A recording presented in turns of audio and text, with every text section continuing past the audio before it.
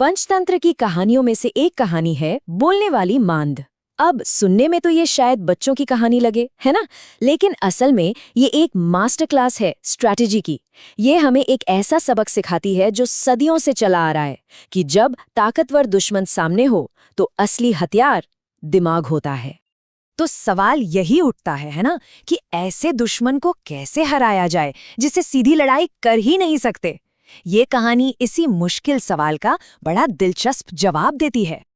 तो चलिए कहानी की शुरुआत करते हैं एक शिकारी से और उसके बिछाए एक परफेक्ट जाल से। देखते हैं कि जिंदगी और मौत का खेल आखिर शुरू कैसे हुआ। कहानी है एक जंगल की, जहां खरंखर नाम का एक शेर था। पूरा दिन शिकार के पीछे भागा लेकिन हाथ कुछ नहीं लगा। अब शाम तक उसकी भूख एक खतरनाक बेचैनी में बदल चुकी थी, और भूखा शेर, जैसा हम सब जानते हैं, कुछ भी कर सकता है। फिर जैसे ही शाम हुई, उसे एक खाली गुफा दिखी और उसका प्लान एकदम सिंपल था। अंदर छिप जाओ और जो भी जानवर घर लौटे बस उस पर हमला कर दो। सुनने में तो ये प्लान बिल्कुल फूल प्रूफ लगता है ना? और यहीं पर एंट्री होती है हमारी कहानी के हीरो की, दधीपुच्छ नाम के एक सियार की। और उसका आना ही कहानी का टर्निंग पॉइंट है, जहां से अक्ल और पैनी नजर जिंदा रहने की सबसे बड़ी वजह बन जाती है। तो दधीपुच्छ अपने घर लौट रहा था कि अचानक वो रुक गया। उसे कुछ अजीब लगा। उसने ध्यान से देखा। शेर के पंजों के निशान गुफा के अंदर तो जा रहे थे, पर बाहर आने का कोई निशान नहीं था। बस ये एक छोटी सी डिटेल और उसका सुरक्षित घर एक पल में मौत का जाल बन गया। तो अब सोचिए, जाल बिछा हुआ है, खतरा कंफर्म्ड है। अब सियार के पास ऑप्शंस क्या हैं? ये एक बहुत बड़ी मुश्किल थी। सियार के सामने एक बहुत मुश्किल चॉइस थी। या तो गुफा के अंदर जाए, जिसका मतलब था सीधा मौत के मुंह में जाना, या फिर भाग जाए। लेकिन भागकर कहाँ जाएगा? अपना घर तो छूटेगा ही, और जंगल में कहीं और भी तो कोई गारंटी नहीं है सेफ्टी की। मतलब वो बुरी तरह फंस चुका था। यहां से निकलने के लिए उसे लड़ने या भागने से कुछ अलग सोचना था। और यहीं पर कहानी एक बहुत ही स्मार्ट टर्न लेती है। सियार को पता था कि वो शेर को ताकत से तो हरा नहीं सकता, तो उसने शेर की सबसे बड़ी कमजोरी पर वार करने का सोचा, उसके दिमाग पर। यह कोई फिजिकल लड़ाई नहीं थी, ये एक साइकोलॉजिकल वॉर की शुरुआत थी। सियार का प्लान अगर हम देखें तो 3 सिंपल स्टेप्स में था। स्टेप 1, एक छोटी सिचुएशन बनाओ, मतलब ये दिखाओ कि ये गुफा बोलती है। स्टेप 2, दुश्मन के ईगो को चारा डालो, गुफा को चैलेंज करो कि वो साबित करे कि अंदर सब सेफ है। और स्टेप 3, उसे एक ऐसा जवाब देने पर मजबूर करो जिससे सच खुद ब खुद बाहर आ जाए। तो अपने प्लान को एक्शन में लाते हुए सियार ने जोर से चिल्लाकर अपनी गुफा से बात करना शुरू कर दिया। ये पूरा एक ड्रामा था, और उसे अच्छे से पता था कि अंदर छिपा हुआ शिकारी उसकी एक एक बात सुन रहा है।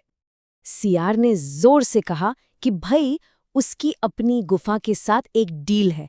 जब भी वो आता है, गुफा उसका स्वागत करती है, और अगर आज वो चुप रही तो वो हमेशा के लिए कहीं और चला जाएगा। अब सोचिए, सारा प्रेशर किसके ऊपर आ गया? छिपे हुए शेर पर। तो चलिए अब देखते हैं कि कहानी के क्लाइमैक्स में क्या होता है, और कैसे शेर की ताकत ही उसकी सबसे बड़ी कमजोरी बन जाती है, सिर्फ उसके ईगो की वजह से। अब देखिए शेर के दिमाग में क्या चल रहा था। पहली बात, उसे सच में यकीन हो गया कि ये गुफा तो बोलती है। दूसरी बात, उसने सोचा कि गुफा शायद मेरे डर से चुप है।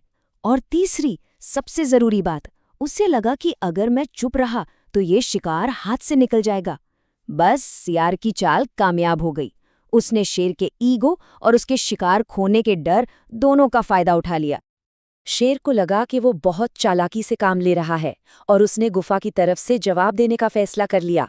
और फिर उसने एक जोरदार दहाड़ लगाई, और बस यही उसकी सबसे बड़ी और आखिरी गलती थी। और बस शिकारी अपने ही बिछाए जाल में फंस गया। सियार को जो कंफर्मेशन चाहिए था वो मिल गया, और जैसे ही वो वहां से भागा, उसके आखिरी शब्द सिर्फ एक ताना नहीं थे, वो उसकी शानदार दिमागी जीत का ऐलान थे। तो आखिर इस कहानी से हमें क्या सीखने को मिलता है? चलिए इसके जो मेन लेसन्स हैं उन्हें समझते हैं। देखते हैं कि ये हमें स्ट्रैटेजी के बारे में क्या सिखाते हैं। पूरे कहानी का निचोड़ इस एक सिंपल सी तुलना में है। एक तरफ शेर, जिसने अपनी ताकत और धौंस पर भरोसा किया, और दूसरी तरफ सियार जिसने अपनी बुद्धि और पैनी नजर का इस्तेमाल किया। और आखिर में नतीजा क्या हुआ? बिल्कुल साफ है, अकल ने ताकत को हरा दिया। असल में ये कहानी यही दिखाती है कि चीजों को गौर से देखना और मुश्किलों का क्रिएटिव हल निकालना आपको ऐसी सिचुएशन से भी बाहर निकाल सकता है जो पहली नजर में नामुमकिन लगे। और शायद इसीलिए ये कहानी आज भी इतनी रेलेवेंट है। और आखिर में ये कहानी हमें एक बहुत ही गहरे सवाल के साथ छोड़ जाती है।